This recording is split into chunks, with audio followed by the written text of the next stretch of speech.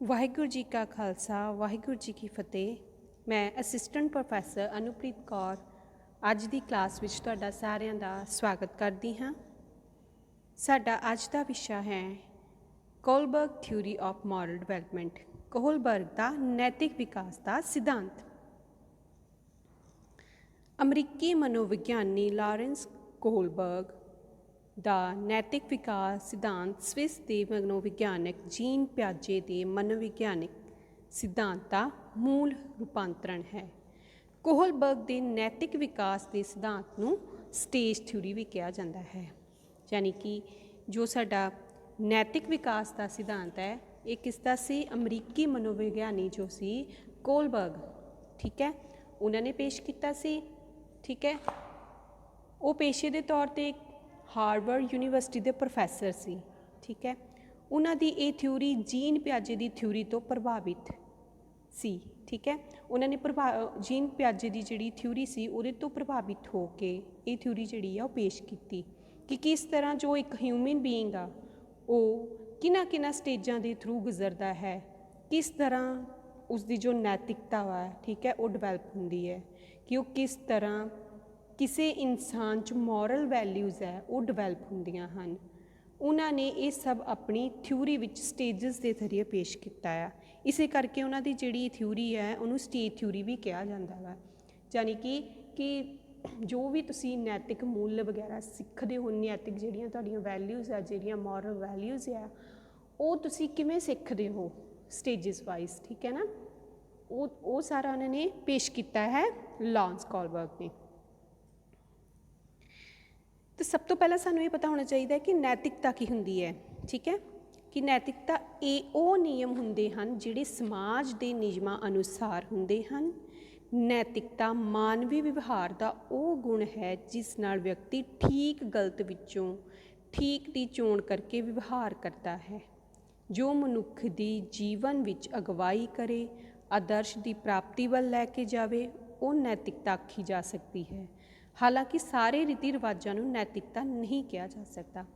ਕਹਿਣ ਦਾ ਮਤਲਬ ਹੈ ਕਿ ਸਮਾਜ ਨੇ ਹਰ ਇੱਕ ਨਿਯਮ ਬਣਾਏ ਹੁੰਦੇ ਆ, ਹੈ ਨਾ, ਜਿਵੇਂ ਤੁਹਾਡੇ ਘਰ ਦੇ ਵੀ ਕੁਛ ਨਿਯਮ ਹੈ, ਠੀਕ ਹੈ, ਤੁਹਾਡੀ ਸਕੂਲ ਦੇ ਵੀ ਕੁਛ ਰੂਲਸ ਅਤੇ ਰੈਗੂਲੇਸ਼ਨਸ ਹੈ, ਉਹਨਾਂ ਦੇ ਵਿੱਚ ਅਸੀਂ ਜਿੱਦਾਂ ਉਹਨਾਂ ਦੇ ਅਕੋਰਡਿੰਗ ਰਹਿੰਦੇ ਹਾਂ ਉਹ ਸਾਡੀ ਕੀ ਹੈ? ਨੈਤਿਕਤਾ।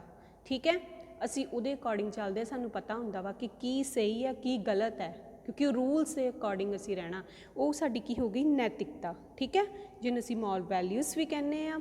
ਠੀਕ ਹੈ, ਇਹ ਜਨਮਜਾਤ ਨਹੀਂ ਹੁੰਦੀਆਂ, ਠੀਕ ਹੈ ਨਾ, ਕਿ ਜਨਮ ਸਮੇਂ ਸਾਨੂੰ ਨਹੀਂ, ਹੌਲੀ ਹੌਲੀ ਕੀ ਆ, ਜਿਵੇਂ ਜਿਵੇਂ ਬੱਚਾ ਵੱਡਾ ਹੁੰਦਾ ਜਾਂਦਾ ਵਾ, ਇਹ ਜਿਹੜੇ ਨੈਤਿਕ ਵਿਕਾਸ ਆ ਉਹਦੇ ਵਿੱਚ ਉਹ ਜਾਣੀ ਕਿ ਅੱਗੇ ਤੋਂ ਅੱਗੇ ਵੱਧਦਾ ਜਾਂਦਾ ਵਾ। ਠੀਕ ਹੈ ਨਾ, ਨੈਤਿਕ ਵਿਕਾਸ।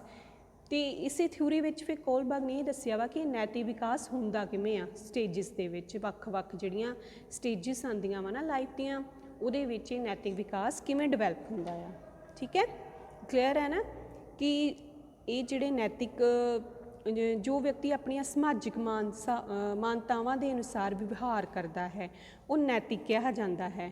ਇਸ ਦੇ ਉਲਟ ਜੋ ਮਾਨਤਾ ਪ੍ਰਾਪਤ ਨਿਯਮਾਂ ਦਾ ਉਲੰਘਣ ਕਰਦਾ ਹੈ ਤੇ ਉਹਨੂੰ ਅਨੈਤਿਕ ਮੰਨਿਆ ਜਾਂਦਾ ਵਾ। ਕਲੀਅਰ। ਹੁਣ ਨੈਕਸਟ ਹੈ ਕਿ ਕੋਹਲਬਰਗ ਦੀਆਂ ਨੈਤਿਕ ਵਿਕਾਸ ਦੀਆਂ ਅਵਸਥਾਵਾਂ। ਠੀਕ ਹੈ, ਕਿ ਕੋਹਲਬਰਗ ਦੇ ਅਨੁਸਾਰ ਜਦੋਂ ਲੋਕਾਂ ਦੇ ਵਿੱਚ ਨੈਤਿਕਤਾ ਦਾ ਵਿਕਾਸ ਹੁੰਦਾ ਹੈ ਤਾਂ ਉਹ ਸਟੇਜ ਦੇ ਥਰੂ ਹੁੰਦਾ ਵਾ, ਮਤਲਬ ਜੀਵਨ ਦੇ ਅਲੱਗ-ਅਲੱਗ ਪੜਾਵਾਂ ਤੋਂ ਸ਼ੁਰੂ ਹੁੰਦਾ ਵਾ। ਠੀਕ ਹੈ ਨਾ, ਜਿਵੇਂ ਛੋਟਾ ਬੱਚਾ ਵਾ ਉਹਦੀ ਸਟੇਜ ਤੋਂ ਹੋ ਕੇ ਹੌਲੀ ਹੌਲੀ ਜਿਹੜੀਆਂ ਅੱਗੇ ਸਟੇਜਿਸ ਆਉਂਦੀਆਂ ਵਾ। ਠੀਕ ਹੈ, ਕਹਿਣ ਦਾ ਮਤਲਬ ਹੈ ਕਿ ਜੀਵਨ ਦੇ ਵੱਖ-ਵੱਖ ਪੜਾਵਾਂ ਦੇ ਗੁਜ਼ਰਦੇ ਹੋਏ ਨੈਤਿਕਤਾ ਦਾ ਵਿਕਾਸ ਹੁੰਦਾ ਹੈ। ਉਹਨਾਂ ਨੇ 6 ਜਿਹੜੀਆਂ ਸੀਗੀਆਂ ਅਵਸਥਾਵਾਂ ਦੱਸੀਆਂ ਅਤੇ ਫਿਰ ਇਹਨਾਂ ਅਵਸਥਾਵਾਂ ਨੂੰ ਇਕੱਠੇ ਕਰਕੇ 3 ਪੱਧਰ ਬਣਾਏ। ਠੀਕ ਹੈ, ਤਾਂ ਕਿ ਪਤਾ ਲੱਗੇ ਕਿ ਇਹ ਜਿਹੜੀਆਂ ਨੈਤਿਕ ਵਿਕਾਸ ਹੈ ਕਿਵੇਂ ਹੁੰਦਾ ਵਾ। ਠੀਕ ਹੈ, ਹੁਣ ਇਹਨਾਂ ਵਿੱਚ ਜੋ ਪਹਿਲਾ ਹੈ ਉਹ ਹੈ ਪ੍ਰੀ ਕਨਵੈਨਸ਼ਨਲ ਸਟੇਜ। ਠੀਕ ਹੈ, ਪੂਰਵ ਪਰੰਪਰਾਗਤ ਅਵਸਥਾ। ਠੀਕ ਹੈ, ਇਹਦੇ ਵਿੱਚੋਂ ਕਨਵੈਨਸ਼ਨਲ ਦਾ ਮਤਲਬ ਹੁੰਦਾ ਰਸਮੀ ਜਾਂ ਰਵਾਇਤੀ ਕਹਿ ਸਕਦੇ ਹਾਂ, ਜੋ ਚੱਲ ਰਿਹਾ ਹੈ ਕਾਫੀ ਸਮੇਂ ਤੋਂ ਆਪਣੀ ਸੁਸਾਇਟੀ ਵਿੱਚ ਜੋ ਚੱਲ ਰਿਹਾ ਹੈ ਉਸਨੂੰ ਕਹਿੰਦੇ ਆ ਕਨਵੈਨਸ਼ਨਲ। ਅਤੇ ਪਹਿਲੀ ਅਵਸਥਾ, ਠੀਕ ਹੈ, ਪ੍ਰੀ ਕਨਵੈਨਸ਼ਨਲ ਸਟੇਜ, ਦੂਸਰੀ ਹੈ ਕਨਵੈਨਸ਼ਨਲ ਸਟੇਜ, ਤੀਸਰੀ ਹੈ ਪੋਸਟ ਕਨਵੈਨਸ਼ਨਲ ਸਟੇਜ। ਪੂਰਬ ਪਰੰਪਰਾਗਤ ਅਵਸਥਾ, ਪਰੰਪਰਾਗਤ ਅਵਸਥਾ ਤੇ ਉੱਤਰ ਪਰੰਪਰਾਗਤ ਅਵਸਥਾ। ਤੇ ਇਹਨਾਂ ਨੂੰ ਅੱਗੇ ਉਹਨਾਂ ਨੇ ਦੋ ਭਾਗਾਂ ਵਿੱਚ ਵੰਡਿਆ ਹੋਇਆ ਵਾ, ਠੀਕ ਹੈ। 3 ਲੈਵਲ ਬਣਾਤੇ ਤੇ ਉਹਨਾਂ ਨੂੰ ਅਲੱਗ-ਅਲੱਗ ਜਿਹੜੀਆਂ ਸਟੇਜਸ ਦੇ ਵਿੱਚ ਵੰਡ ਦਿੱਤਾ ਆ, ਠੀਕ ਹੈ, 6 ਸਟੇਜਸ ਦੇ ਵਿੱਚ, ਠੀਕ ਹੈ। ਫਸਟ ਜਿਹੜੀ ਹੈ ਆਰਡਰ ਐਂਡ ਪਨਿਸ਼ਮੈਂਟ ਸਟੇਜ, ਠੀਕ ਹੈ। ਕਨਵੈਨਸ਼ਨਲ ਸਟੇਜ ਦੇ ਵਿੱਚ ਪਹਿਲੀ ਹੈ ਆਰਡਰ ਐਂਡ ਪਨਿਸ਼ਮੈਂਟ ਸਟੇਜ। ਇਹ ਜਿਹੜੀ ਸਟੇਜ ਹੈ ਇਹਦੇ ਵਿੱਚ ਉਹਨਾਂ ਨੇ ਕੀ ਕਿਹਾ ਵਾ ਕਿ ਇਸ ਅਵਸਥਾ ਵਿੱਚ ਬਾਲਕ ਮਾਨਸਿਕ ਅਤੇ ਸਰੀਰਕ ਰੂਪ ਤੋਂ ਪੂਰੀ ਤਰ੍ਹਾਂ ਪਰਿਪੱਕ ਨਹੀਂ ਹੁੰਦਾ, ਜਿਸ ਕਾਰਨ ਬਾਲਕ ਨੂੰ ਨੈਤਿਕਤਾ ਦੀ ਵਾਸਤਵਿਕ ਸਮਝ ਨਹੀਂ ਹੁੰਦੀ। ਕਹਿਣ ਦਾ ਮਤਲਬ ਜਿਵੇਂ ਛੋਟੇ ਬੱਚੇ ਹੈ, ਠੀਕ ਹੈ, ਉਹ ਮਾਨਸਿਕ ਰੂਪ ਨਾਲ ਵੀ ਪੂਰੇ ਚੰਗੀ ਤਰ੍ਹਾਂ ਹਜੇ ਡਿਵੈਲਪ ਨਹੀਂ ਹੋਏ ਹੁੰਦੇ ਤੇ ਸਰੀਰਕ ਤੌਰ ਤੋਂ ਵੀ ਨਹੀਂ, ਠੀਕ ਹੈ। ਤੇ ਉਹਨਾਂ ਨੂੰ ਨੈਤਿਕਤਾ ਮਤਲਬ ਕਿ ਮੋਰਲ ਵੈਲਿਊਜ਼ ਯਾਨੀ ਕਿ ਜੋ ਚੰਗਾ ਉਹਦੀ ਜ਼ਿਆਦਾ ਸਮਝ ਨਹੀਂ ਹੁੰਦੀ। ਬਾਲਕ ਦਾ ਪੂਰਨ ਵਿਵਹਾਰ ਦੰਡ ਦੇ ਡਰ 'ਤੇ ਆਧਾਰਿਤ ਹੁੰਦਾ ਹੈ ਅਤੇ ਇਸ ਕਰਕੇ ਉਹ ਵਧੀਆ ਵਿਵਹਾਰ ਕਰਦਾ ਹੈ।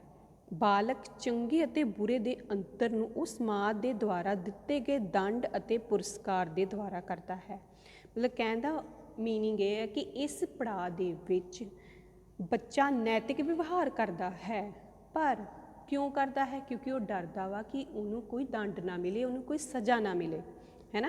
जिमें कोई बच्चा है, अगर वो गलती करता है तो पेरेंट्स उन्होंने डांटते हैं, ठीक है, या टीचर उसनों डांटते हैं, ठीक है। अगर वो घर का काम नहीं करके आता तो उन्होंने पता है कि मैनू डांट पैनी है, तो उस डर तो बचन, उस डांट तो बचन लई वो घर का काम करके आता है, ठीक है। तो ये की है ऑर्डर एंड पनिशमेंट स्टेज, मतलब ये नैतिक व्यवहार करता है, चंगा व्यवहार इस करके करता क्योंकि उन्होंने पता है कि मैनू सज़ा मिलूगी। तो पुरस्कार की है कि अगर उन्होंने पता कि चंगा व्यवहार करांगा तो मैनू कोई ना कोई शाबाश मिलूगी या पुरस्कार कोई इनाम मिलूगा। तो ये मतलब उन्होंने नैतिकता की समझ नहीं है, पर वो नैतिक व्यवहार क्यों कर रहा है? पुरस्कार या दंड दे करके, ठीक है। नैक्सट है ईगोसैंट्रिक स्टेज। इस अवस्था विच बच्चे का व्यवहार अपने आप की इच्छा नूं पूरा करन वाला हुंदा है। इस अवस्था विच बच्चे अपने ਕੰਮ ਇੱਛਾਵਾਂ 'ਤੇ ਆਧਾਰਿਤ ਹੀ ਕਰਦਾ ਹੈ। ਮਤਲਬ ਇੱਥੇ ਉਹ ਨੈਤਿਕ ਵਿਕਾਸ ਕਿਉਂ ਕਰਦਾ ਵਾ? ਨੈਤਿਕ ਵਿਕਾਸ ਮਤਲਬ ਉਹਦੇ ਵਿੱਚ ਹੋ ਰਿਹਾ ਵਾ, ਠੀਕ ਹੈ, ਪਰ ਉਹਦੇ ਆਪਣੀ ਮਰਜ਼ੀ ਨਾਲ, ਮਤਲਬ ਉਹਨੂੰ ਲੱਗਦਾ ਕਿ ਇਸ ਕੰਮ ਕਰਕੇ ਮੈਨੂੰ ਖੁਸ਼ੀ ਮਿਲੂਗੀ, ਠੀਕ ਹੈ ਨਾ। ਇਸ ਨੂੰ ਅਸੀਂ ਜਿੱਦਾਂ ਉਹਦੇ ਵਿੱਚ ਆਪਣੀ ਦੂਸਰੀ ਉਪ ਅਵਸਥਾ ਵਿੱਚ ਬੱਚੇ ਦੇ ਚਿੰਤਨ ਦਾ ਸਰੂਪ ਬਦਲ ਜਾਂਦਾ ਹੈ। ਮਤਲਬ ਇੱਥੇ ਉਹਦਾ ਸੋਚਣ ਦਾ ਜ਼ਰੀਆ ਬਦਲ ਗਿਆ। ਉਮਰ ਦੇ ਵਾਧੇ ਨਾਲ ਬੱਚਾ ਆਪਣੀਆਂ ਲੋੜਾਂ ਤੇ ਇੱਛਾਵਾਂ ਨੂੰ ਚੰਗੀ ਤਰ੍ਹਾਂ ਸਮਝਣ ਲੱਗਣ ਲੱਗ ਪੈਂਦਾ ਹੈ। ਉਸ ਦੁਆਰਾ ਕੀਤੇ ਜਾਣ ਵਾਲੇ ਵਧੇਰੇ ਕੰਮਾਂ ਤੋਂ ਉਸ ਦੀਆਂ ਇੱਛਾਵਾਂ ਦੀ ਪੂਰਤੀ ਹੁੰਦੀ ਹੈ। ਜੇਕਰ ਉਸ ਦੀ ਕੋਈ ਇੱਛਾ ਝੂਠ ਬੋਲਣ ਨਾਲ ਪੂਰੀ ਹੁੰਦੀ ਹੈ ਤਾਂ ਉਹ ਝੂਠ ਬੋਲਣਾ ਉਚਿਤ ਸਮਝੇਗਾ। ਭੁੱਖੇ ਹੋਣ 'ਤੇ ਉਹ ਕਿਸੇ ਚੀਜ਼ ਨੂੰ ਚੋਰੀ ਕਰਕੇ ਖਾਣ ਨੂੰ ਨੈਤਿਕ ਮੰਨੇਗਾ। ਨੈਤਿਕ ਵਿਕਾਸ ਦੀ ਇਸ ਅਵਸਥਾ ਦਾ ਆਧਾਰ ਬੱਚੇ ਦਾ ਅਹੰਕਾਰ ਭਾਵ ਉਸ ਦੀਆਂ ਆਪਣੀਆਂ ਇੱਛਾਵਾਂ ਤੇ ਲੋੜਾਂ ਉਸ ਦੀ ਨੈਤਿਕ ਤਰਕ ਸ਼ਕਤੀ ਦਾ ਆਧਾਰ ਬਣ ਜਾਂਦੀਆਂ ਵਾ। ਕਹਿ ਦੋ ਕਿ ਕਹਿਣ ਦਾ ਮਤਲਬ ਕੀ ਹੈ? ਉਹ ਸਿਰਫ ਆਪਣੀਆਂ ਇੱਛਾਵਾਂ ਦੀ ਪੂਰਤੀ ਕਰਦਾ ਵਾ, ਠੀਕ ਹੈ। ਉਹਨੂੰ ਲੱਗਦਾ ਕਿ ਮੈਂ ਆਪਣੀ ਇੱਛਾ ਪੂਰੀ ਕਰ ਲਾਂ, ਉਹੀ ਚੰਗਾ ਹੀ ਆ, ਠੀਕ ਹੈ, ਉਹਦੇ ਲਈ ਉਹੀ ਨੈਤਿਕ ਚੀਜ਼ ਹੈ, ਠੀਕ ਹੈ। ਇੱਥੇ ਅਸੀਂ ਕਰ ਰਹੇ ਹਾਂ ਕਿ ਨੈਤਿਕ ਵਿਕਾਸ ਕਿਵੇਂ ਹੁੰਦਾ ਹੈ, ਠੀਕ ਹੈ। ਮਤਲਬ ਉਹ ਇਸ ਸਟੇਜ ਵਿੱਚ ਉਹ ਸਿਰਫ ਆਪਣੇ ਬਾਰੇ ਸੋਚਦਾ ਵਾ, ਉਹਨੂੰ ਲੱਗਦਾ ਵਾ ਮੈਂ ਕੁਝ ਖਾਣਾ ਵਾ, ਚੋਰੀ ਕਰਕੇ ਖਾਣਾ ਵਾ ਚਾਹੇ, ਪਰ ਉਹ ਉਹਦੇ ਲਈ ਉਸ ਨੂੰ ਹੀ ਨੈਤਿਕ ਮੰਨ ਰਿਹਾ ਵਾ। ਕਲੀਅਰ। ਨੈਕਸਟ ਹੈ ਕਨਵੈਨਸ਼ਨਲ ਸਟੇਜ, ਪਰੰਪਰਾਗਤ ਅਵਸਥਾ। ਇਹਦੇ ਵਿੱਚ ਹੈ ਫਸਟ ਹੈ ਇਸ ਪਰੰਪਰਾ ਅਵਸਥਾ ਦੇ ਵਿੱਚ ਵੀ 2 ਅਵਸਥਾ ਉਹਨਾਂ ਨੇ ਦੱਸੀਆਂ ਵਾ, ਠੀਕ ਹੈ। ਫਸਟ ਹੈ ਪਰਸਨਲ ਅਕੋਰਡ ਸਟੇਜ। ਇਸ ਨੂੰ ਅਸੀਂ ਸਟੇਜ ਆਫ ਐਪਰੀਸੀਏਸ਼ਨ ਵੀ ਕਹਿ ਸਕਦੇ ਹਾਂ, ਠੀਕ ਹੈ, ਕਿ ਪ੍ਰਸ਼ੰਸਾ ਦੀ ਅਵਸਥਾ। ਇਸ ਅਵਸਥਾ ਵਿੱਚ ਬਾਲਕ ਪ੍ਰਸ਼ੰਸਾ ਪ੍ਰਾਪਤ ਕਰਨ ਲਈ ਕਾਰਜ ਕਰਦਾ ਹੈ। ਉਹ ਸਮਾਜ ਨੂੰ ਵਧੀਆ ਲੱਗਣ ਵਾਲਾ ਵਿਵਹਾਰ ਕਰਦਾ ਹੈ ਜਿਸ ਨਾਲ ਉਹ ਪ੍ਰਸ਼ੰਸਾ ਪ੍ਰਾਪਤ ਕਰ ਸਕੇ। ਉਹ ਪ੍ਰਸ਼ੰਸਾ ਅਤੇ ਨਿੰਦਾ ਨੂੰ ਸਮਝਣ ਲੱਗ ਜਾਂਦਾ ਹੈ। ਇਸ ਅਵਸਥਾ ਨੂੰ ਸਟੇਜ ਆਫ ਐਪਰੀਸੀਏਸ਼ਨ ਵੀ ਕਿਹਾ ਜਾਂਦਾ ਹੈ, ਠੀਕ ਹੈ। ਇਹ ਜਿਹੜੀ 3rd ਸਟੇਜ ਆ ਗਈ ਹੈ, ਮਤਲਬ 2nd ਲੈਵਲ ਵਿੱਚ ਉਹਦੀ, ਠੀਕ ਹੈ। ਇਹਦੇ ਵਿੱਚ ਕੀ ਹੈ ਕਿ ਬੱਚਾ ਮਤਲਬ ਉਹਨੂੰ ਲੱਗਦਾ ਵਾ ਕਿ ਇਹ ਕੰਮ ਕਰਕੇ ਮੈਨੂੰ ਸਾਰੇ ਜਾਣੇ ਮੇਰੀ ਬਹੁਤ ਜ਼ਿਆਦਾ ਤਾਰੀਫ ਕਰਨਗੇ, ਠੀਕ ਹੈ, ਇਸ ਲਈ ਉਹ ਨੈਤਿਕ ਵਿਵਹਾਰ ਕਰਦਾ ਹੈ, ਠੀਕ ਹੈ, ਚੰਗੇ ਕੰਮ ਕਰਦਾ ਵਾ, ਕਿ ਸਾਰੇ ਮੈਨੂੰ ਬਹੁਤ ਐਪਰੀਸੀਏਸ਼ਨ ਮਤਲਬ ਕਿ ਮੈਨੂੰ ਮਿਲੂਗੀ, ਠੀਕ ਹੈ ਨਾ, ਮੈਨੂੰ ਉਹਨੂੰ ਪਤਾ ਲੱਗਣ ਲੱਗ ਜਾਂਦਾ ਕਿਹੜੇ ਕੰਮ ਤੋਂ ਉਹਦੀ ਲੋਕ ਬੁਰਾਈ ਕਰਨਗੇ ਜਾਂ ਪੇਰੈਂਟਸ ਬੁਰਾਈ ਕਰਨਗੇ ਜਾਂ ਟੀਚਰਸ ਬੁਰਾਈ ਕਰਨਗੇ, ਅਤੇ ਕਿਹੜੇ ਕੰਮ ਤੋਂ ਉਸ ਦੀ ਪ੍ਰਸ਼ੰਸਾ ਕਰਨਗੇ। ਇਸ ਲਈ ਮਤਲਬ ਕਿ ਉਹ ਦੂਸਰਿਆਂ ਦੇ ਲਈ, ਸਮਾਜ ਵਿੱਚ ਆਪਣੇ ਆਪ ਨੂੰ ਵਧੀਆ ਲਗਾਉਣ ਲਈ, ਜਾਂ ਸਕੂਲ ਦੇ ਵਿੱਚ ਜਾਂ ਆਲੇ ਦੁਆਲੇ ਦੇ ਵਿੱਚ ਆਪਣੇ ਆਪ ਨੂੰ ਵਧੀਆ ਪ੍ਰੈਜ਼ੈਂਟ ਕਰਨ ਵਾਸਤੇ ਚੰਗੇ ਕੰਮ ਕਰਦਾ ਵਾ। ਕਲੀਅਰ। ਨੈਕਸਟ ਹੈ law and order orientation stage. ਇਸ ਅਵਸਥਾ ਵਿੱਚ ਬਾਲ ਕਾਨੂੰਨ ਵਿਵਸਥਾ ਨੂੰ ਧਿਆਨ ਵਿੱਚ ਰੱਖ ਕੇ ਕਾਰਜ ਕਰਦਾ ਹੈ। ਹਰ ਕਾਰਜ ਸਨਮਾਨ ਪ੍ਰਾਪਤ ਕਰਨ ਲਈ ਕਰਦਾ ਹੈ। ਇਸ ਅਵਸਥਾ ਵਿੱਚ ਬਾਲਕ ਹਰ ਕਾਰਜ ਨੂੰ ਆਪਣੀ ਪਹਿਚਾਣ ਬਣਾਉਣ ਲਈ ਕਰਦਾ ਹੈ। ਠੀਕ ਹੈ, ਇਸ ਨੂੰ ਅਸੀਂ ਕਹਿ ਸਕਦੇ ਹਾਂ ਕਿ stage of respect for social system, ਸਮਾਜਿਕ ਪ੍ਰਬੰਧ ਪ੍ਰਤੀ ਆਦਰ ਦੀ ਅਵਸਥਾ।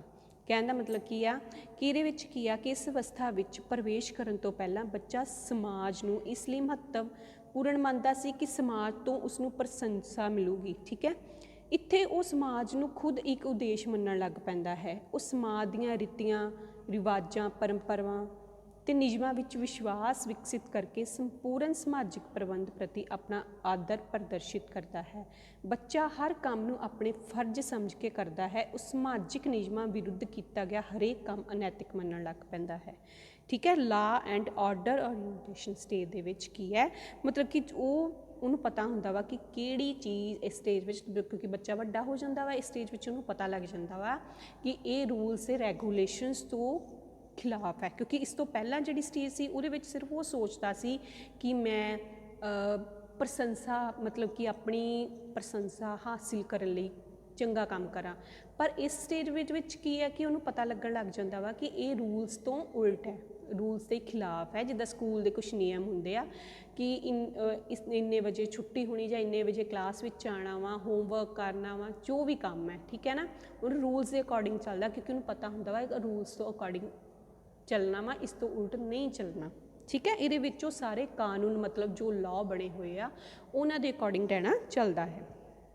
ਠੀਕ ਹੈ, ਨੈਕਸਟ ਹੈ ਪੋਸਟ ਕਨਵੈਨਸ਼ਨਲ ਸਟੇਜ। ਠੀਕ ਹੈ ਨਾ, ਇਹਦੇ ਵਿੱਚ ਵੀ ਜਿਹੜੀਆਂ ਦੋ ਉਹਨਾਂ ਨੇ ਪੱਧਰ ਦੱਸੇ ਆ ਉਹਦੇ, ਠੀਕ ਹੈ, ਦੋ ਉਪ ਅਵਸਥਾਵਾਂ ਜਿਹੜੀਆਂ ਦੱਸੀਆਂ ਵਾ, ਉਹਦੇ ਵਿੱਚ ਪਹਿਲੀ ਹੈ ਸੋਸ਼ਲ ਕੰਟੈਕਟ ਸਟੇਜ। ਇਸ ਅਵਸਥਾ ਵਿੱਚ ਬਾਲਕ ਸਮਾਜ ਦੇ ਸੰਪਰਕ ਜਾਂ ਸਮਝੌਤੇ ਨੂੰ ਮਜ਼ਬੂਤ ਬਣਾਉਣ ਲਈ ਸਮਾਜਿਕ ਨਿਯਮਾਂ ਦਾ ਪਾਲਣ ਕਰਦਾ ਹੈ। ਉਸ ਨੂੰ ਡਰ ਰਹਿੰਦਾ ਹੈ ਕਿ ਸਮਾਜ ਨਾਲ ਸਮਝੌਤਾ ਨਾ ਟੁੱਟੇ। ਉਹ ਇਹ ਸਮਝਣ ਲੱਗ ਜਾਂਦਾ ਹੈ ਕਿ ਅਗਰ ਸਮਾਜ ਦੀ ਸਹਿਮਤੀ ਹੋਵੇ ਤਾਂ ਸਮਾਜਿਕ ਨਿਯਮਾਂ ਨੂੰ ਬਦਲਿਆ ਜਾ ਸਕਦਾ ਹੈ। ਉਹ ਸਮਝ ਜਾਂਦਾ ਹੈ ਕਿ ਸਮਾਜਿਕ ਨਿਯਮ ਨਿਸ਼ਚਿਤ ਨਹੀਂ ਹੁੰਦੇ। ਠੀਕ ਹੈ, ਇਸ ਨੂੰ ਆਪਾਂ ਸਟੇਜ ਆਫ ਸੋਸ਼ਲ ਕੰਟੈਕਟ ਦੇ ਵਿੱਚ ਕੀ ਹੈ, ਕੀ ਕਹਿੰਦੇ ਆ ਕਿ ਇਸ ਅਵਸਥਾ ਵਿੱਚ ਕੀ ਆ, ਜਦੋਂ ਵਿਅਕਤੀ ਕੀ ਕਰਦਾ, ਨੈਤਿਕ ਚਿੰਤਨ, ਠੀਕ ਹੈ, ਉਹ ਪਾਰੰਪਰਿਕ ਲੈਣ ਦੇਣ ਵਿੱਚ ਵਿਸ਼ਵਾਸ ਕਰਨ ਲੱਗ ਜਾਂਦਾ ਹੈ। ਉਹ ਸਮਝਦਾ ਹੈ ਕਿ ਵਿਅਕਤੀ ਅਤੇ ਸਮਾਜ ਵਿੱਚ ਇੱਕ ਸਮਝੌਤੇ ਦਾ ਸੰਬੰਧ ਹੈ।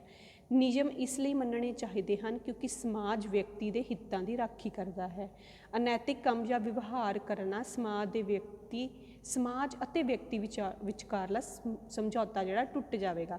ਮਤਲਬ ਕਿ ਉਹ ਕੀ ਕਰਦਾ, ਸੋਸ਼ਲ ਕੰਟੈਕਟ, ਉਹਨੂੰ ਇਹ ਹੁੰਦਾ ਹੈ ਕਿ ਮੈਂ ਦੂਸਰਿਆਂ ਨਾਲ ਸੰਪਰਕ ਦੇ ਵਿੱਚ ਰਵਾਂ, ਠੀਕ ਹੈ ਨਾ, ਚੰਗਾ ਬਣ ਕੇ ਰਵਾਂ। ਅਗਰ ਮੈਂ ਕੋਈ ਇੱਦਾਂ ਦਾ ਕੰਮ ਕਰੂੰਗਾ ਮੇਰਾ ਸੋਸ਼ਲ ਕੰਟੈਕਟ ਜਿਹੜਾ ਟੁੱਟ ਜਾਏਗਾ, ਠੀਕ ਹੈ ਨਾ, ਮੇਰਾ ਸਮਾਜ ਦੇ ਨਾਲ ਜਿਹੜਾ ਵਾ ਮੇਰਾ ਰਿਸ਼ਤਾ ਟੁੱਟ ਜਾਏਗਾ। ਇਸ ਕਰਕੇ ਉਹ ਨੈਤਿਕ ਵਿਵਹਾਰ ਕਰਦਾ ਹੈ।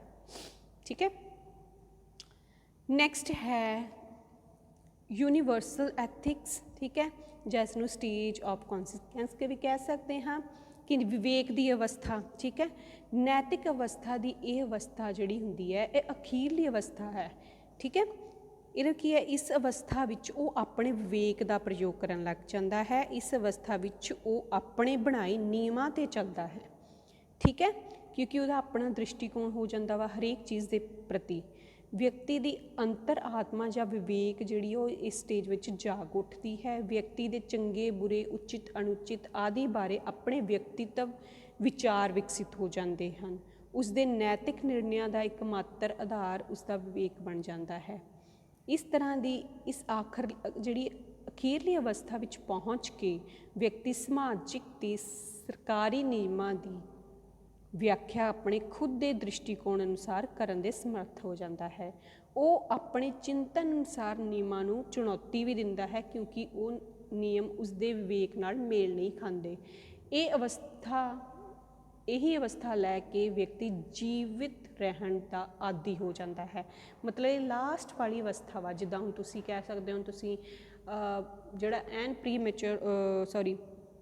ਮੈਚਿਓਰ ਬੰਦਾ ਹੈ, ਠੀਕ ਹੈ ਨਾ, ਉਹ ਸਾਰਾ ਕੁਛ ਉਹਨੂੰ ਪਤਾ ਲੱਗ ਜਾਂਦਾ ਵਾ ਕਿ ਕੀ ਸਹੀ ਆ ਕੀ ਨਹੀਂ ਆ। ਹੁਣ ਕੁਛ ਜਿਵੇਂ ਰੂਲਸ ਤੇ ਰੈਗੂਲੇਸ਼ਨ ਸਮਝ ਲਓ, ਤੁਸੀਂ ਕਿਤੇ ਗਏ ਉੱਥੇ ਕੁਛ ਰੂਲਸ ਤੇ ਰੈਗੂਲੇਸ਼ਨ ਬਣੇ ਹੋਏ ਆ, ਜਾਂ ਕਿਸੇ ਸਕੂਲ 'ਚ ਜਾਂ ਕਿਤੇ ਵੀ, ਠੀਕ ਹੈ, ਤੁਹਾਨੂੰ ਉਹ ਲੱਗ ਰਿਹਾ ਵਾ ਕਿ ਤੁਹਾਡੇ ਅਕੋਰਡਿੰਗ ਉਹ ਸਹੀ ਨਹੀਂ ਹੈਗੇ। ਮਤਲਬ ਇੱਥੇ ਉਹ ਪਛਾਣ ਕਰਨ ਲੱਗ ਜਾਂਦਾ ਵਾ ਵਿਅਕਤੀ ਕਿ ਇਹ ਚੀਜ਼ਾਂ ਜਿਹੜੀਆਂ ਇਹ ਨੈਤਿਕ ਚੀਜ਼ਾਂ ਨਹੀਂ ਲੱਗ ਰਹੀਆਂ, ਠੀਕ ਹੈ। ਉਹਦਾ ਆਪਣਾ ਦ੍ਰਿਸ਼ਟੀਕੋਣ ਹੋ ਜਾਂਦਾ ਵਾ ਕਿਸੇ ਵੀ ਕੰਮ ਲਈ, ਠੀਕ ਹੈ, ਕਿਸੇ ਵੀ ਨਿਯਮਾਂ 'ਤੇ ਉਹ ਆਪਣੇ ਬਣਾਏ ਨਿਯਮਾਂ ਅਕੋਰਡਿੰਗ ਚੱਲਣ ਲੱਗ ਜਾਂਦਾ ਵਾ, ਠੀਕ ਹੈ, ਕਲੀਅਰ।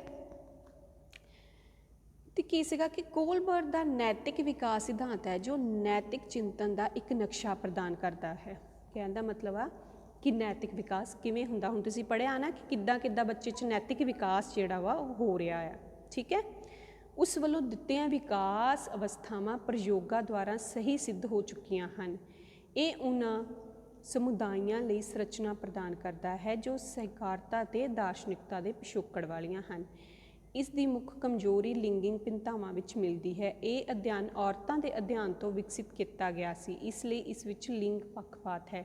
ਦੂਸਰੀ ਘਾਟ ਧਰਮ ਸੀ ਜੋ ਨੈਤਿਕ ਫੈਸਲੇ ਕਰਨ ਤੇ ਚਿੰਤਨ ਦੇ ਵਿੱਚ ਮਹੱਤਵਪੂਰਨ ਭੂਮਿਕਾ ਨਿਭਾਉਂਦਾ ਹੈ, ਠੀਕ ਹੈ। ਅਵਸਥਾਵਾਂ ਦੇ ਮਾਮਲੇ ਵਿੱਚ ਇਸ ਦੀ ਸਖਤ ਕਰਮਬੱਧਤਾ ਵੀ ਠੀਕ ਨਹੀਂ ਲਗਾਈ, ਮਤਲਬ ਕਈਆਂ ਨੇ ਇਹਦੀ ਆਲੋਚਨਾ ਵੀ ਕੀਤੀ ਸੀ, ਠੀਕ ਹੈ।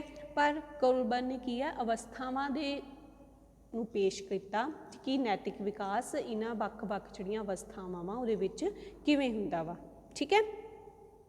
ਨੈਕਸਟ ਅਸੀਂ ਪੜ੍ਹਾਂਗੇ ਕਿ education implication of Kohlberg theory, ਠੀਕ ਹੈ, ਥਿਊਰੀ ਆਫ ਕੋਲਬਰਗ, ਕਿ ਜਿਹੜੀ ਉਹਨੇ ਥਿਊਰੀ ਪੇਸ਼ ਕੀਤੀ ਸੀਗੀ ਉਹਦਾ ਸਿੱਖਿਆ ਦੇ ਵਿੱਚ ਕੀ ਮਹੱਤਵ ਹੈ, ਠੀਕ ਹੈ।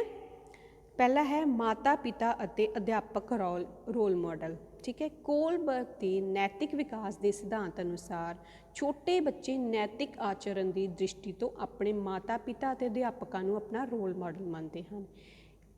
ਇਸ ਲਈ ਜ਼ਰੂਰੀ ਹੈ ਕਿ ਮਾਤਾ ਪਿਤਾ ਅਤੇ ਅਧਿਆਪਕ ਆਪਣੇ ਵਿਵਹਾਰ ਵਿੱਚ ਨੈਤਿਕਤਾ ਦਾ ਪਾਲਣ ਕਰਨ ਅਤੇ ਖੁਦ ਨੂੰ ਇੱਕ ਰੋਲ ਮਾਡਲ ਦੇ ਰੂਪ ਵਿੱਚ ਬੱਚਿਆਂ ਸਾਹਮਣੇ ਪੇਸ਼ ਕਰਨ। ਕਲੀਅਰ। ਕਹਿਣ ਦਾ ਮਤਲਬ ਹੈ ਕਿ ਮਾਤਾ ਪਿਤਾ ਅਤੇ ਅਧਿਆਪਕ ਨੂੰ ਰੋਲ ਮਾਡਲ ਬਣ ਕੇ ਇੱਕ ਚੰਗੇ ਆਦਰਸ਼, ਠੀਕ ਹੈ, ਬਣ ਕੇ ਬੱਚਿਆਂ ਦੇ ਸਾਹਮਣੇ ਪੇਸ਼ ਆਉਣਾ ਚਾਹੀਦਾ, ਕਿਉਂਕਿ ਬੱਚੇ ਉਹਨਾਂ ਦਾ ਹੀ ਅਨੁਸਰਨ ਕਰਦੇ ਆ, ਉਹਨਾਂ ਦੀ ਹੀ ਨਕਲ ਕਰਦੇ ਆ, ਠੀਕ ਹੈ। ਤੇ ਜੇ ਅਗਰ ਪੇਰੈਂਟਸ ਟੀਚਰ ਉਹਨਾਂ ਦੇ ਅੱਗੇ ਬਹੁਤ ਅੱਛਾ ਨੈਤਿਕ ਵਿਵਹਾਰ ਪੇਸ਼ ਕਰਨਗੇ ਤੇ ਬੱਚੇ ਵੀ ਨੈਤਿਕ ਜਿਹੜੇ ਉਹਨਾਂ ਦੇ ਗੁਣ ਹੋਗੇ ਉਹ ਵੀ ਅੱਛੇ ਵਿਕਸਿਤ ਹੋਣਗੇ। ਨੈਕਸਟ ਹੈ ਨੈਤਿਕ ਮੁੱਲਾਂ ਦੇ ਗ੍ਰਹਿਣ ਵਿੱਚ ਪੁਨਰਵਲਣ, ਠੀਕ ਹੈ। ਇਹਦੇ ਵਿੱਚ ਕੀ ਹੈ ਕਿ ਕੋਲਬਰਗ ਦੇ ਸ਼ਬਦਾਂ ਵਿੱਚ ਪੂਰਵ ਰਸਮੀ ਅਵਸਥਾ ਵਿੱਚ, ਮਤਲਬ ਜਿਹੜੀ ਪਹਿਲੀ ਸਟੇਜ ਅਸੀਂ ਪੜ੍ਹੀ ਹੈ, ਠੀਕ ਹੈ, ਸਮਾਜਿਕ ਨਿਯਮਾਂ ਦੀ ਪਾਲਣਾ ਕਰਨਾ ਅਤੇ ਨੈਤਿਕ ਉਮੀਦਾਂ ਦੇ ਅਨੁਕੂਲ ਵਿਵਹਾਰ ਕਰਨ ਦਾ ਅਰਥ ਬੱਚੇ ਲਈ ਸਜ਼ਾ ਤੋਂ ਬਚਣਾ ਅਤੇ ਆਪਣੀਆਂ ਲੋੜਾਂ ਦੀ ਪੂਰਤੀ ਕਰਨਾ ਹੁੰਦਾ ਹੈ। ਇਸ ਲਈ ਅਧਿਆਪਕਾਂ ਨੂੰ ਬੱਚਿਆਂ ਦੇ ਸਮਾਜਿਕ ਦ੍ਰਿਸ਼ਟੀ ਤੋਂ ਉੱਤਮ ਵਿਵਹਾਰ ਨੂੰ ਪੁਨਰਵਲਣ ਦੇਣਾ ਚਾਹੀਦਾ ਹੈ।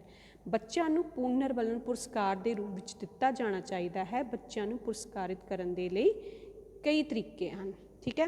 ਕਹਿਣ ਦਾ ਮਤਲਬ ਕਿ ਨੈਤਿਕ ਮੁੱਲਾਂ ਦੇ ਗ੍ਰਹਿਣ ਵਿੱਚ ਪੁਨਰਵਲਣ, ਕਿ ਕੋਈ ਬੱਚਾ ਅਗਰ ਨੈਤਿਕ ਮੁੱਲ ਗ੍ਰਹਿਣ ਕਰ ਰਿਹਾ ਹੈ ਨਾ, ਕਿ ਬਹੁਤ ਅੱਛਾ ਵਿਵਹਾਰ ਕਰ ਰਿਹਾ ਹੈ, ਤੇ ਟੀਚਰ ਨੂੰ ਜਾਂ ਪੇਰੈਂਟਸ ਨੂੰ ਕੀ ਚਾਹੀਦਾ ਵਾ ਕਿ ਉਹਨੂੰ ਪੁਰਸਕਾਰ ਦਿੱਤਾ ਜਾਵੇ। ਪੁਰਸਕਾਰ ਕਿਸੇ ਵੀ ਤਰ੍ਹਾਂ ਦਾ ਹੋ ਸਕਦਾ, ਜਾਂ ਉਹਨੂੰ ਸ਼ਾਬਾਸ਼ ਕਹਿ ਕੇ, ਜਾਂ ਕਲਾਸ ਵਿੱਚ ਉਹਦੀ ਤਾਰੀਫ ਕਰਕੇ, ਕਿਸੇ ਵੀ ਤਰ੍ਹਾਂ, ਠੀਕ ਹੈ, ਕਿ ਉਸ ਬੱਚੇ ਨੂੰ ਲੱਗੇ ਕਿ ਹਾਂ ਮੈਂ ਚੰਗਾ ਵਿਵਹਾਰ ਕੀਤਾ ਹੈ ਤੇ ਮੈਂ ਅੱਗੇ ਵੀ ਇਵੇਂ ਦਾ ਹੀ ਕਰਨਾ ਵਾ, ਠੀਕ ਹੈ ਨਾ। ਕਲਾਸਰੂਮ ਦੇ ਵਿੱਚ ਫਿਰ ਬਾਕੀ ਬੱਚੇ ਵੀ ਜਿਹੜੇ ਮੋਟੀਵੇਟ ਹੋਣਗੇ ਉਸ ਨੂੰ ਦੇਖ ਕੇ ਕਿ ਅਸੀਂ ਵੀ ਚੰਗੀਆਂ ਆਦਤਾਂ ਸਿੱਖੀਏ, ਅਸੀਂ ਵੀ ਚੰਗੇ ਜੋ ਵੀ ਇੱਥੇ ਰੂਲਸ ਰੈਗੂਲੇਸ਼ਨ ਉਹਦੇ ਅਕੋਰਡਿੰਗ ਚੱਲੀਏ, ਫਿਰ ਸਾਡੀ ਵੀ ਇਸੇ ਤਰ੍ਹਾਂ ਤਾਰੀਫ ਹੋਵੇਗੀ, ਠੀਕ ਹੈ। ਸਿੱਖਣ ਅਤੇ ਅਨੁਸਰਨ ਦੀ ਵਰਤੋਂ। ਕਿਸੇ ਵੀ ਵਿਵਹਾਰ ਨੂੰ ਸਿੱਖਣ ਵਿੱਚ ਨਿਰੀਖਣ ਅਤੇ ਅਨੁਸਰਨ ਦੀ ਅਹਿਮ ਭੂਮਿਕਾ ਹੁੰਦੀ ਹੈ, ਠੀਕ ਹੈ ਨਾ। ਮਤਲਬ ਤੁਸੀਂ ਕੁਛ ਨਵਾਂ ਸਿੱਖਣਾ ਵਾ, ਚੰਗਾ ਸਿੱਖਣਾ ਵਾ, ਉਹਦੇ ਵਿੱਚ ਨਿਰੀਖਣ ਤੇ ਅਨੁਸਰਨ ਦੀ ਅਹਿਮ ਭੂਮਿਕਾ। ਮਤਲਬ ਕਿ ਬੱਚੇ ਅਬਜ਼ਰਵ ਵੀ ਕਰਦੇ ਆ, ਠੀਕ ਹੈ, ਅਨੁਸਰਨ ਵੀ ਕਰਦੇ ਆ, ਠੀਕ ਹੈ। ਸੋ ਇਸ ਕਰਕੇ ਅਧਿਆਪਕ ਨੂੰ ਇਹਨਾਂ ਮਾਪਿਆਂ ਨੂੰ ਅਪਣਾਉਣ 'ਤੇ ਵਧੇਰੇ ਜ਼ੋਰ ਦੇਣਾ ਚਾਹੀਦਾ ਹੈ, ਕਿਉਂਕਿ ਇਹਨਾਂ ਦੀ ਸਹਾਇਤਾ ਨਾਲ ਸਿਖਾਏ ਗਏ ਵਿਵਹਾਰ ਨੂੰ ਆਤਮਸਾਤ ਕਰਵਾਉਣਾ ਵਧੇਰੇ ਆਸਾਨ ਹੁੰਦਾ ਹੈ। ਮਤਲਬ ਕਿ ਟੀਚਰ ਨੂੰ ਕੀ ਆ, ਅਧਿਆਪਕ ਨੂੰ ਮਤਲਬ ਕਿ ਪੇਰੈਂਟਸ ਨੂੰ ਇਹ ਸਿਖਾਉਣਾ ਚਾਹੀਦਾ ਵਾ ਕਿ ਬੱਚੇ ਜੋ ਵੀ ਹੈ ਉਹ ਤੁਹਾਨੂੰ ਨਕਲ ਕਰਕੇ ਜ਼ਿਆਦਾ ਸਿੱਖ ਰਹੇ ਨੇ, ਠੀਕ ਹੈ ਨਾ। ਜੋ ਬੱਚੇ ਆਪਣੇ ਪੇਰੈਂਟਸ ਤੋਂ ਜ਼ਿਆਦਾ ਸਿੱਖਦੇ ਹੈ ਨਾ, ਉਹ ਬੱਚੇ ਨੂੰ ਸਿਖਾਉਣਾ ਜਾਂ ਵਿਕਸਿਤ ਉਹਦੇ ਵਿੱਚ ਕਰਨਾ ਬਹੁਤ ਆਸਾਨ ਹੁੰਦਾ ਵਾ। ਸੋ ਬੱਚਿਆਂ ਨੂੰ ਅਬਜ਼ਰਵ ਵੀ ਕਰਨਾ ਚਾਹੀਦਾ ਹੈ, ਕਿਉਂਕਿ ਉਹ ਖੁਦ ਵੀ ਕਰ ਰਹੇ ਆ, ਠੀਕ ਹੈ। ਅਤੇ ਇਸ ਕਰਕੇ ਮਤਲਬ ਕਿ ਇੱਕ ਰੋਲ ਮਾਡਲ ਦੇ ਰੂਪ ਵਿੱਚ ਉਹਨਾਂ ਦੇ ਸਾਹਮਣੇ ਆਉਣਾ ਚਾਹੀਦਾ ਹੈ, ਠੀਕ ਹੈ, ਤਾਂ ਕਿ ਉਹ ਚੰਗੇ ਨੈਤਿਕ ਗੁਣ ਆ ਜਿਹੜੇ ਆਪਣੇ ਪੇਰੈਂਟਸ ਤੋਂ ਸਿੱਖ ਸਕਣ, ਠੀਕ ਹੈ। ਨੈਕਸਟ ਹੈ ਨੈਤਿਕ ਨਿਯਮਾਂ ਵਿੱਚ ਪਰਿਵਰਤਨ। ਕਿ ਉਮਰ ਵਧਣ ਦੇ ਨਾਲ ਬੱਚਿਆਂ ਦੇ ਨੈਤਿਕ ਨਿਯਮਾਂ ਵਿੱਚ ਵੀ ਪਰਿਵਰਤਨ ਆਉਂਦਾ ਹੈ। ਅਸੀਂ ਪਿੱਛੇ ਪੜ੍ਹਿਆ ਹੈ ਨਾ ਕਿਵੇਂ ਸਟੇਜਸ ਦੇ ਵਾਈਜ਼ ਉਹ ਸੋਚਦਾ ਰਹਿੰਦਾ, ਉਹਦੇ ਨੈਤਿਕ ਨਿਯਮ ਆ ਜਿਹੜੇ ਪਰਿਵਰਤਨ ਹੋ ਜਾਂਦੇ ਆ। ਜਿਵੇਂ ਛੋਟੇ ਬੱਚੇ ਇਮਾਨਦਾਰੀ, ਆਗਿਆ ਪਾਲਣ ਅਤੇ ਦੂਸਰੇ ਦੀਆਂ ਭਾਵਨਾਵਾਂ ਨੂੰ ਮਹੱਤਵ ਦੇਣਾ ਆਦਿ ਗੁਣਾਂ ਨੂੰ ਚੰਗਾ ਸਮਝਦੇ ਹਨ। ਵੱਡੇ ਬੱਚੇ ਸਮਾਨਤਾ, ਉਦਾਰਤਾ ਅਤੇ ਹਮਦਰਦੀ ਆਦਿ ਗੁਣਾਂ ਨੂੰ ਮਹੱਤਵ ਦਿੰਦੇ ਹਨ। ਇਸ ਲਈ ਸਾਰੇ ਉਮਰ ਵਰਗਾਂ ਦੇ ਬੱਚਿਆਂ ਤੋਂ ਇੱਕੋ ਜਿਹੀਆਂ ਨੈਤਿਕ ਉਮੀਦਾਂ ਨਹੀਂ ਰੱਖਣੀਆਂ ਚਾਹੀਦੀਆਂ। ਮਾਤਾ ਪਿਤਾ ਅਤੇ ਅਧਿਆਪਕਾਂ ਨੂੰ ਬੱਚਿਆਂ ਵਿੱਚ ਉਹਨਾਂ ਗੁਣਾਂ ਨੂੰ ਮਾਨਤਾ ਦੇਣ ਉੱਤੇ ਜ਼ੋਰ ਦੇਣਾ ਚਾਹੀਦਾ ਹੈ ਜੋ ਉਹਨਾਂ ਦੀ ਉਮਰ ਦੇ ਅਨੁਸਾਰ ਹੋ, ਠੀਕ ਹੈ। ਕਿ ਬੱਚਿਆਂ ਦੇ ਉੱਪਰ ਫੋਕਸ ਨਹੀਂ ਕਰਨਾ ਚਾਹੀਦਾ, ਬੱਚਿਆਂ ਦੇ ਉੱਪਰ ਪ੍ਰੈਸ਼ਰ ਨਹੀਂ ਪਾਉਣਾ ਚਾਹੀਦਾ ਕਿ ਤੂੰ ਇਵੇਂ ਦਾ ਵਿਵਹਾਰ ਕਰ, ਇਵੇਂ ਦਾ, ਕਿਉਂਕਿ ਬੱਚੇ ਆਪਣੀ ਉਮਰ ਦੇ ਅਨੁਸਾਰ ਹੀ ਸਿੱਖਦੇ ਹੈ, ਉਮਰ ਦੇ ਅਨੁਸਾਰ ਹੀ ਉਹਨਾਂ ਦੇ ਮਨ ਵਿੱਚ ਜਿਹੜੀਆਂ ਵਾ ਧਾਰਨਾਵਾਂ ਬਣਦੀਆਂ ਵਾ, ਠੀਕ ਹੈ, ਕਿ ਕਿਵੇਂ ਦਾ ਮੈਂ ਵਿਵਹਾਰ ਕਰਨਾ ਚਾਹਾਂ। ਇਸ ਕਰਕੇ ਪੇਰੈਂਟਸ ਜਾਂ ਟੀਚਰ ਨੂੰ ਉਹਨਾਂ ਦੇ ਉੱਪਰ ਥੋਪਣਾ ਨਹੀਂ ਚਾਹੀਦਾ। ਨੈਕਸਟ ਹੈ ਨੈਤਿਕ ਨਿਯਮਾਂ ਦਾ ਸਥੂਲ ਰੂਪ ਵਿੱਚ ਪ੍ਰਦਰਸ਼ਨ। ਨੈਤਿਕਤਾ ਦਾ ਸੰਬੰਧ ਅਮੂਰਤ ਪ੍ਰਗਟਾਅ ਨਾਲ ਹੁੰਦਾ ਹੈ, ਠੀਕ ਹੈ। ਉਹਨਾਂ ਨੂੰ ਸਥੂਲ ਵਸਤੂਆਂ ਅਤੇ ਪਦਾਰਥਾਂ ਦੇ ਰੂਪ ਵਿੱਚ ਪ੍ਰਸਤੁਤ ਨਹੀਂ ਕੀਤਾ ਜਾ ਸਕਦਾ। ਇਮਾਨਦਾਰੀ ਨੂੰ ਸਥੂਲ ਰੂਪ ਵਿੱਚ ਪ੍ਰਦਰਸ਼ਿਤ ਕਰਨਾ ਅਤਿਅੰਤ ਕਠਿਨ ਕੰਮ ਹੈ, ਪਰੰਤੂ ਇਮਾਨਦਾਰ ਵਿਅਕਤੀ ਦੇ ਵਿਵਹਾਰਕ ਲੱਛਣਾਂ ਦੀ ਵਿਆਖਿਆ ਬੱਚਿਆਂ ਦੇ ਸਾਹਮਣੇ ਕੀਤੀ ਜਾ ਸਕਦੀ ਹੈ। ਮਤਲਬ ਕਿ ਨੈਤਿਕ ਨਿਯਮਾਂ ਦਾ ਸਥੂਲ ਰੂਪ ਵਿੱਚ ਪ੍ਰਦਰਸ਼ਨ, ਠੀਕ ਹੈ, ਕਿ ਪ੍ਰੈਜੈਂਟੇਸ਼ਨ ਆਫ ਮੋਰਲ ਕਨਸੈਪਟਸ। ਹੁਣ ਅਸੀਂ ਇੱਦਾਂ ਬੱਚਿਆਂ ਨੂੰ ਇਹ ਨਾ ਸਿਖਾ ਸਕਦੇ ਕਿ ਸਿਖਾ ਤਾਂ ਸਕਦੇ ਅਸੀਂ ਜਿਵੇਂ ਬੋਲਤਾ ਕਿ ਤੁਸੀਂ ਇੱਦਾਂ ਕਰੋ ਅਤੇ ਇਵੇਂ ਹੋਏਗਾ। ਹੁਣ ਜਿਵੇਂ ਬੱਚਿਆਂ ਨੂੰ ਕੋਈ ਸਟੋਰੀ ਦਿਖਾਈ, ਠੀਕ ਹੈ, ਜਾਂ ਕੋਈ ਵੀਡੀਓ ਦਿਖਾਤੀ ਜਿਹਦੇ ਵਿੱਚ ਉਹਨਾਂ ਨੂੰ ਇਹ ਮੋਰਲ ਵੈਲਿਊਜ਼ ਦਾ ਪਤਾ ਲੱਗਿਆ ਕਿ ਕੀ ਹੁੰਦੀਆਂ ਵਾ, ਇਹਨਾਂ ਨਾਲ ਕਰਨ ਲਈ ਸਾਨੂੰ ਕੀ ਲਾਭ ਹੁੰਦਾ ਆ, ਠੀਕ ਹੈ ਨਾ। ਜਿਵੇਂ ਕੋਈ ਸਟੋਰੀ ਬੱਚਿਆਂ ਨੂੰ ਪ੍ਰੈਜ਼ੈਂਟ ਕਰਤੀ ਵੀਡੀਓ ਦੇ ਥਰੂ, ਉਹਨਾਂ ਨਾਲ ਬੱਚੇ ਨੂੰ ਕੀ ਹੋਊਗਾ, ਅੰਦਰ ਉਹਦੇ ਪ੍ਰੇਰਨਾ ਪੈਦਾ ਹੋਊਗੀ ਕਿ ਅਸੀਂ ਵੀ ਇੱਦਾਂ ਦਾ ਵਿਵਹਾਰ ਕਰਾਂਗੇ, ਮੋਰਲ ਵੈਲਿਊ ਸਾਡੇ ਵਿੱਚ ਆਉਣਗੀਆਂ ਅਤੇ ਸਾਡੀ ਸਾਰੇ ਪ੍ਰਸ਼ੰਸਾ ਕਰਨਗੇ। ਸੋ ਮਤਲਬ ਕਿ ਅਸੀਂ ਜਿਹੜੀਆਂ ਉਹਨਾਂ 'ਚ ਵੈਲਿਊਜ਼ ਜਿਹੜੀਆਂ ਵਾ ਉਹਨਾਂ ਵਿੱਚ ਪਾਉਣੀਆਂ ਚਾਹੁੰਦੇ ਹਾਂ, ਜੋ ਉਹਨਾਂ ਵਿੱਚ ਕ੍ਰੀਏਟ ਕਰਨਾ ਚਾਹੁੰਦੇ ਹਾਂ ਵੈਲਿਊਜ਼, ਉਸ ਨੂੰ ਸਥੂਲ ਰੂਪ ਵਿੱਚ ਉਹਨਾਂ ਨੂੰ ਸਮਝਾਉਣਾ ਚਾਹੀਦਾ, ਪ੍ਰਦਰਸ਼ਿਤ ਕਰਨੀਆਂ ਚਾਹੀਦੀਆਂ ਵਾ। ਨੈਕਸਟ ਹੈ ਨੈਤਿਕ ਸੰਕਲਪਾਂ ਸੰਬੰਧੀ ਸਪਸ਼ਟਤਾ, ਠੀਕ ਹੈ, ਕਲੈਰਿਟੀ ਆਫ ਮੋਰਲ ਕਨਸੈਪਟਸ। ਨੈਤਿਕ ਸੰਕਲਪ ਬਹੁਤ ਜਟਿਲ ਅਤੇ ਪੇਚੀਦਾ ਹੁੰਦੇ ਹਨ। ਇਹਨਾਂ ਦੇ ਅਰਥ ਸਮਾਜਿਕ ਸੱਭਿਆਚਾਰਕ ਪਿਛੋਕੜ ਨਾਲ ਜੁੜੇ ਹੁੰਦੇ ਹਨ। ਜਿਵੇਂ ਵਿਅਕਤੀਗਤ ਤੌਰ 'ਤੇ ਝੂਠ ਬੋਲਣਾ ਪਾਪ ਹੈ, ਪਰੰਤੂ ਸਮਾਜਿਕ ਹਿੱਤ ਅਤੇ ਰਾਸ਼ਟਰੀ ਹਿੱਤ ਦੀ ਦ੍ਰਿਸ਼ਟੀ ਤੋਂ ਅਜਿਹਾ ਕਰਨਾ ਪਾਪ ਨਹੀਂ ਹੈ। ਕਿਸੇ ਵਿਅਕਤੀ ਨੂੰ ਮਾਰਨਾ ਅਣਉਚਿਤ ਅਤੇ ਸਮਾਜ ਵਿਰੋਧੀ ਵਿਵਹਾਰ ਹੈ, ਪਰੰਤੂ ਦੇਸ਼ ਦੀ ਏਕਤਾ ਅਤੇ ਅਖੰਡਤਾ ਨੂੰ ਨਸ਼ਟ ਕਰਨ ਵਾਲੇ ਨੂੰ ਮਾਰਨਾ ਨੈਤਿਕਤਾ ਵਿਰੋਧੀ ਨਹੀਂ ਮੰਨਿਆ ਜਾਂਦਾ। ਅਜਿਹਾ ਕਿਉਂ? ਬੱਚਿਆਂ ਦੇ ਅਜਿਹੇ ਅਨੇਕਾਂ ਪ੍ਰਸ਼ਨਾਂ ਦੇ ਉੱਤਰ ਅਧਿਆਪਕ ਕੋਲ ਹੋਣੇ ਚਾਹੀਦੇ ਹਨ ਤਾਂ ਕਿ ਬੱਚਿਆਂ ਦੇ ਨੈਤਿਕ ਮੁੱਲਾਂ ਪ੍ਰਤੀ ਸ਼ੰਕਿਆ ਨੂੰ ਦੂਰ ਕੀਤਾ ਜਾ ਸਕੇ। ਕਹਿਣ ਦਾ ਮਤਲਬ ਕਿ ਜਿਵੇਂ ਅਸੀਂ ਬੱਚੇ ਨੂੰ ਕਹਿ ਦਿੰਦੇ ਹਾਂ ਨਾ ਕਿ ਝੂਠ ਨਹੀਂ ਬੋਲਣਾ ਜਾਂ ਫਿਰ ਕਿਸੇ ਦਾ ਕਤਲ ਨਹੀਂ ਕਰਨਾ ਚਾਹੀਦਾ, ਹੈ ਨਾ। ਅਤੇ ਦੂਸਰੀ ਤਰਫ ਜਿਵੇਂ ਅਸੀਂ ਦੇਖੀਏ ਕਿ ਸਾਡੇ ਦੇਸ਼ ਦੇ ਜਿਹੜੇ ਆ ਸੈਨਿਕ ਹੈ, ਦੇਸ਼ ਦੇ ਜਵਾਨ ਹੈ, ਉਹ ਸ਼ਹੀਦ ਵੀ ਹੋ ਰਹੇ ਆ, ਉਹ ਸਾਡੀ ਰਾਖੀ ਕਰਨ ਦੇ ਲਈ, ਠੀਕ ਹੈ, ਜੰਗ ਵੀ ਲੜ ਰਹੇ ਆ, ਠੀਕ ਹੈ ਨਾ। ਅਤੇ ਉੱਥੇ ਕੀ ਆ, ਉਹ ਮਾਰ ਵੀ ਰਹੇ ਆ, ਖੁਦ ਮਰ ਵੀ ਰਹੇ ਆ। ਅਤੇ ਬੱਚਿਆਂ ਨੂੰ ਡਿਫਰੈਂਸ ਸਮਝਾਉਣਾ ਚਾਹੀਦਾ ਵਾ, ਕਿਉਂਕਿ ਉਹ ਨੈਤਿਕਤਾ, ਉਹ ਚੰਗੇ ਕੰਮ ਕਰ ਰਹੇ ਆ, ਵੀ ਨੈਤਿਕਤਾ ਵਾ ਉਹ ਰੂਲਸ 'ਤੇ ਆ ਕਿ ਸਾਡੀ ਰਾਖੀ ਕਰ ਰਹੇ ਆ, ਹੈ ਨਾ। ਤੇ ਉਹਨਾਂ ਵਿੱਚ ਜਦੋਂ ਬੱਚੇ ਨੂੰ ਡਿਫਰੈਂਸ ਪਤਾ ਲੱਗ ਜਾਊਗਾ ਫਿਰ ਬੱਚੇ ਨੂੰ ਖੁਦ ਪਤਾ ਲੱਗ ਜਾਊਗਾ ਕਿ ਕੀ ਚੰਗਾ ਵਾ ਕੀ ਮਾੜਾ ਵਾ ਕੀ ਨੈਤਿਕ ਜਿਹੜੀਆਂ ਵੈਲਿਊਜ਼ ਹੈ, ਠੀਕ ਹੈ, ਮੋਰਲ ਵੈਲਿਊਜ਼ ਨੇ। ਨੈਕਸਟ ਹੈ ਵਿਅਕਤੀ ਅਤੇ ਸਮਾਜ ਦੇ ਹਿੱਤ ਵਿੱਚ ਨੈਤਿਕ ਮਾਨਤਾਵਾਂ, ਠੀਕ ਹੈ। ਸਿੱਖਿਆ ਦੇ ਹਰੇਕ ਪੱਧਰ ਤੇ ਬੱਚਿਆਂ ਨੂੰ ਇਹ ਗੱਲ ਸਮਝਾਉਣ ਦੀ ਜ਼ਰੂਰਤ ਹੈ ਕਿ ਨੈਤਿਕ ਮੁੱਲਾਂ ਅਤੇ ਸਮਾਜਿਕ ਮੁੱਲਾਂ ਦੀ ਪਾਲਣਾ ਕਰਨਾ ਵਿਅਕਤੀ ਅਤੇ ਸਮਾਜ ਦੇ ਹਿੱਤ ਵਿੱਚ ਹੈ। ਇਸ ਲਈ ਅਧਿਆਪਕ ਦਾ ਫਰਜ਼ ਹੈ ਕਿ ਉਹ ਬੱਚਿਆਂ ਨੂੰ ਨੈਤਿਕ ਨਿਯਮਾਂ ਦੀ ਉਪਯੋਗਤਾ ਸਪਸ਼ਟ ਕਰਨ ਅਤੇ ਬੱਚਿਆਂ ਨੂੰ ਨੈਤਿਕ ਮਾਨਤਾਵਾਂ ਨੂੰ ਆਪਣੇ ਵਿਵਹਾਰ ਅੰਦਰ ਅਪਣਾਉਣ ਲਈ ਉਤਸ਼ਾਹਿਤ ਕਰੇ। ਨੈਕਸਟ ਹੈ ਨੈਤਿਕ ਸੰਕਟ ਦੇ ਹੱਲ ਦੀ ਯੋਗਤਾ। ਕੋਲਬਰਗ ਦਾ ਸਿਧਾਂਤ ਇਸ ਗੱਲ ਦੀ ਪੁਸ਼ਟੀ ਕਰਦਾ ਹੈ ਕਿ ਨੈਤਿਕਤਾ ਹੀ ਪੂਰਵ ਅਵਸਰ ਬੱਚਿਆਂ ਨੂੰ ਨੈਤਿਕ ਵਿਕਾਸ ਦੇ ਭਵਿੱਖ ਦੇ ਮੌਕਿਆਂ ਲਈ ਤਿਆਰ ਕਰਦੀ ਹੈ ਤਾਂ ਕਿ ਬੱਚੇ ਦੇ ਨੈਤਿਕ ਵਿਕਾਸ ਦੇ ਉੱਚਤਮ ਪੱਧਰ ਨੂੰ ਪ੍ਰਾਪਤ ਕੀਤਾ ਜਾ ਸਕੇ। ਨੈਤਿਕ ਨਿਯਮ ਨੈਤਿਕ ਸੰਕਟ ਅਤੇ ਸੰਕਟਮਈ ਸਥਿਤੀਆਂ ਪੈਦਾ ਕਰਦੇ ਹਨ।